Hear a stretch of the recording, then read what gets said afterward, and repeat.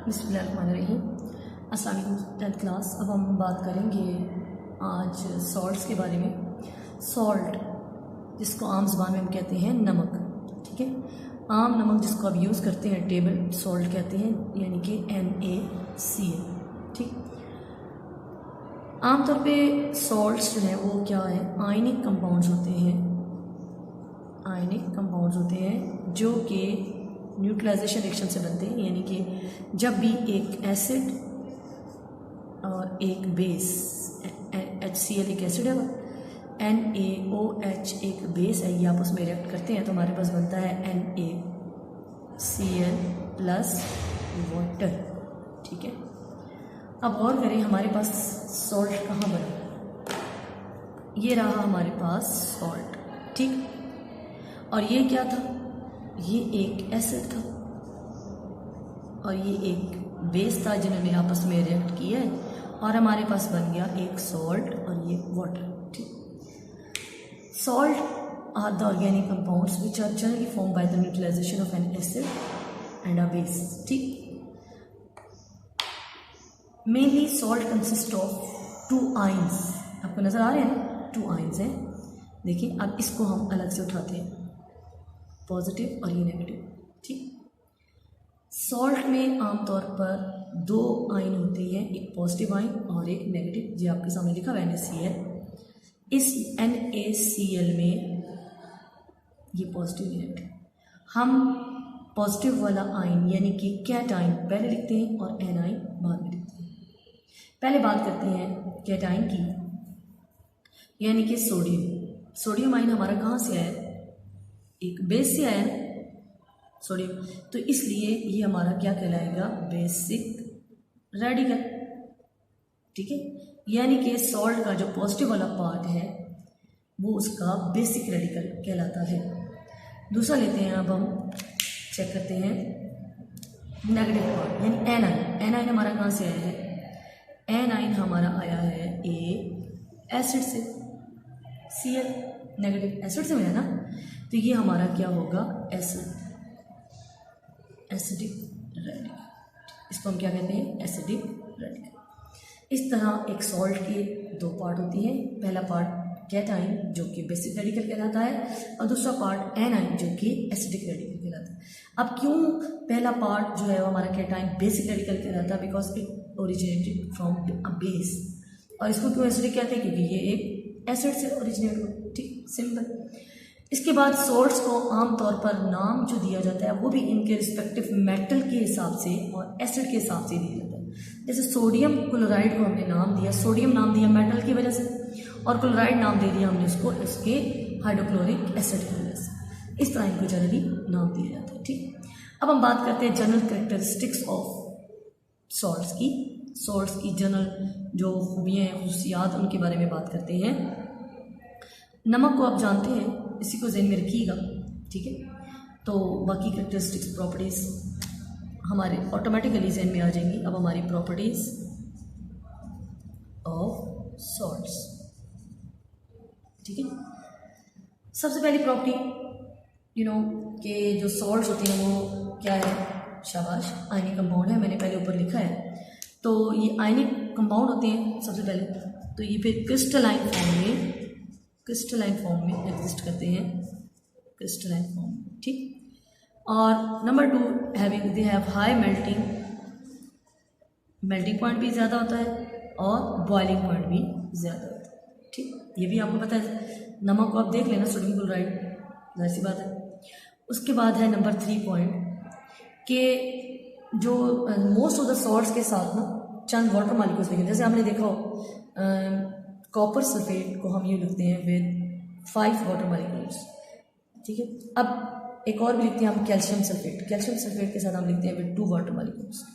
अब ये क्या है, सॉल्ट के साथ ये जो वाटर मॉलिक्यूल्स हैं ये उनको सिर्फ क्रिस्टल की शेप बनाने में हेल्प करते हैं, ठीक है। और इसलिए इनको कहते हैं वाटर ऑफ क्रिस्टलाइजेशन। ये इसका केमिकली इसके साथ कंबाइन नहीं है, बल्कि जस्ट उसको क्रिस्टल की शेप बनाने में हेल्प करते हैं। और जब हम इसको गर्म करेंगे तो ये 5 वाटर मॉलिक्यूल से रिलीज हो जाते हैं, कॉपर सल्फेट अकेला रहता है। सिंपल एग्जांपल कि कॉपर सल्फेट का जो ब्लू कलर है उसके स्पेसिफिक क्रिस्टल की स्ट्रक्चर की वजह से, और वो ब्लू कलर तब है जब ये 5 मॉलिक्यूल वाटर के उसको सपोर्ट कर रहे हैं। अगर हम 5 वाटर मॉलिक्यूल गर्म करने पर निकाल देते हैं तो कॉपर सल्फेट वाइट कलर का हो जाएगा, ठीक है। इस तरह कैल्शियम सल्फेट, इसमें भी जो वाटर क्रिस्टलाइजेशन है जिसकी क्रिस्टल बनाने में हेल्प करें वो है 2। नंबर ऑफ जो वाटर ऑफ क्रिस्टलाइजेशन है ये डिफरेंट सॉल्ट्स में डिफरेंट होती है, डिपेंड्स अपॉन कि उनको क्रिस्टल की शेप के लिए कितना रिक्वायर्ड है, और ये हर एक के लिए स्पेसिफिक होता है, ठीक। नंबर 4 और लास्ट पॉइंट जो हमारा प्रॉपर्टीज़ का है वो ये है कि जनरली सॉल्ट जो है वो न्यूट्रल होती हैं जब हम उनको पीएच के तौर पर जो चेक करते हैं, अगरचे उनमें नंबर ऑफ जो हमारे पॉजिटिव और नेगेटिव आयन है वो इक्वल नहीं होते। सपोज देखें, एग्जांपल ले लेते हैं, कॉपर सल्फेट ही देख लें। अब इसमें जो पॉजिटिव है कैट आयन वो 1 है, ठीक है। लेकिन अगर हम एनायन को तोड़ कर भी देखें, वैसे तो सल्फेट 1 ही है -2, लेकिन अगर मज़ीद इसको गहराई में देखें तो ये ऑक्सीजन जो है वो 4 है, ठीक है। एक और एग्जांपल देख लेते हैं, कैल्शियम क्लोराइड CaCl2 देख लेते हैं, ये बल्कि ज़्यादा ही है, -1 इसकी वैलेंसी है। बहरहाल ये कैट एनाइन है और ये कैटाइन है। अब देखिए कैटाइन इसमें 1 है, 1 ही कैल्शियम नज़र आ रहा है, लेकिन एनाइन इसमें कितने 2 क्लोराइड लगे हुए, ये 1 है तादाद में और ये 2 है। कैटाइन 1 है और एनाइन 2 है। इसका मतलब है नंबर ऑफ एनाइंस और कैटाइंस तो इक्वल नहीं है, लेकिन ये सॉल्ट हमारा पूरे का पूरा न्यूट्रल श्योर है। अब ये इसकी क्या वजह है, न्यूट्रल इसे श्योर है, although they do not have the same number of ions, उनमें आइंस अगरचे सेम नहीं है लेकिन उनमें नंबर ऑफ जो चार्जेस हैं वो सेम है। वो कैसे, +2 इसका है ना, तो एक क्लोराइड का -2 है, तो जब मैं 2 से मल्टीप्लाई करूँगी तो ये -2 हो जाएगा, तो +2 -2 कैंसिल आउट हो गए, बिकॉज ये न्यूट्रल है, because they have neutral properties because of the same charges, ठीक है। Same number of charges, equal number of charges होते हैं, इसलिए ये केवल सॉल्ट जो है वो न्यूट्रल होती है।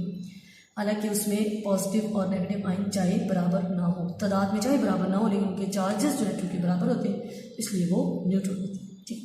ये 4 प्रॉपर्टीज़ थी सॉल्ट्स की। अब हम आगे बात करते हैं कि सॉल्ट्स को हम लैब में कैसे प्रिपेयर करेंगे।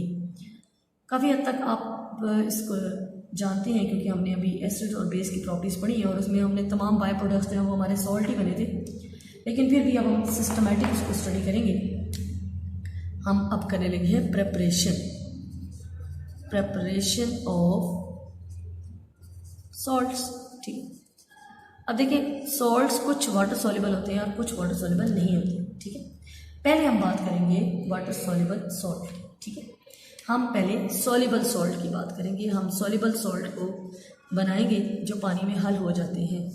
सॉल्युबल सॉल्ट को बनाने के बेशतर तरीके हम पढ़ चुके हैं, मोस्टली हम पढ़ चुके हैं। सपोज आपने एक तरीका पढ़ा है नंबर 1 कि जब कोई एसिड प्लस बेस रिएक्ट करता है, हमने पीछे पढ़ा है जनरल, तो वो क्या बनता है, सॉल्ट एंड वाटर, ठीक है। एक जनरल तरीका हमने पढ़ा by the reaction of an acid and base. दूसरा है कि जब हम किसी एसिड को किसी मेटल के ऊपर डालते हैं, ये भी हमने पढ़ा है एसिड की केमिकल प्रॉपर्टीज में, तो रिस्पेक्टिव सॉल्ट बनता है और साथ हाइड्रोजन गैस रिलीज हुई होगी, आपको याद होगा, ठीक है, हमने पढ़ी थी, और यहाँ पर सॉल्ट बनता है।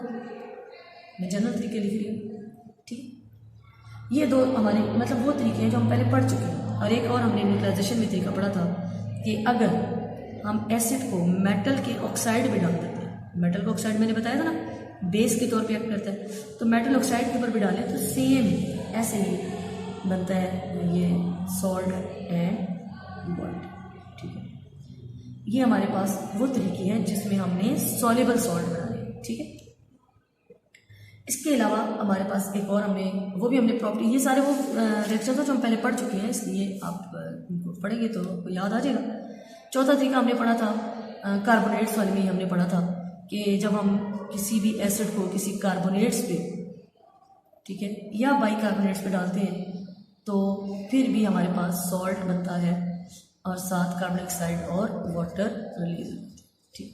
ये भी हमने पहले तरीका पढ़ा, ठीक है।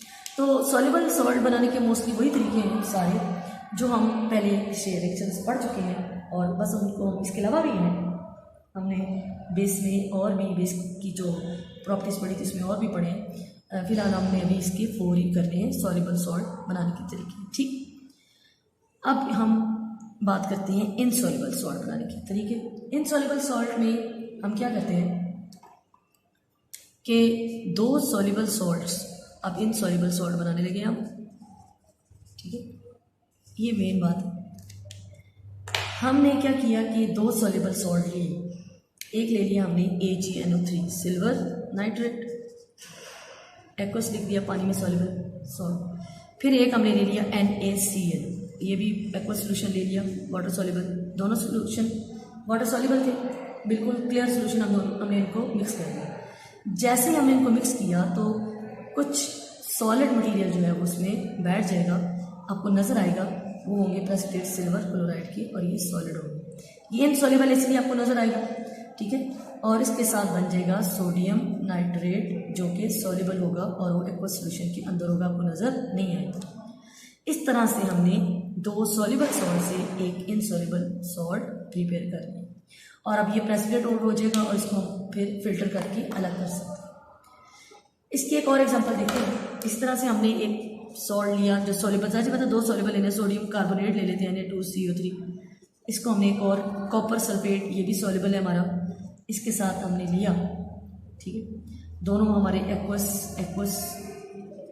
ठीक है, तो हमारे पास बनेगा कॉपर कार्बोनेट, इसके हमारे पास वाइट कलर के प्रेसिपिटेट्स बन जाएंगे, और साथ हमारे पास बन जाएगा सोडियम सल्फेट जो कि सॉल्युबल फॉर्म में होगा एक्वस सॉल्यूशन में।